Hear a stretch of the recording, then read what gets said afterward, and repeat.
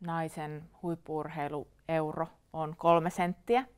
Ja medianäkyvyys, mitä näkyy naisten urheilua, on siis olemattoman pieni. Onko se joku 20-30%?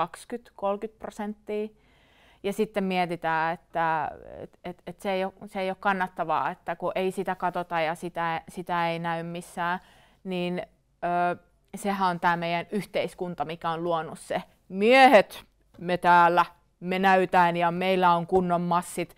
Saadaan hirveitä rahoja siitä, kun samaa lajia harrastavat naiset käyvät töissä siinä ohella ja eivät saa juurikaan palkkaa. Tämä on niin kuin yhteiskunnallinen asia ja millä niin kuin medialla on myös iso vastuu tässä.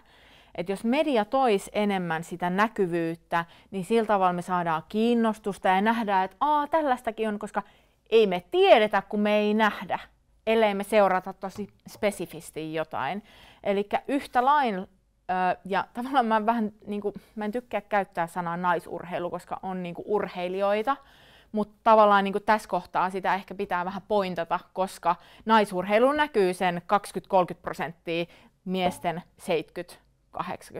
Niin jos me haetaan niin kuin tasavertaista ja yhdenvertaista urheilua, niin meillä on aika iso kuilu tällä hetkellä.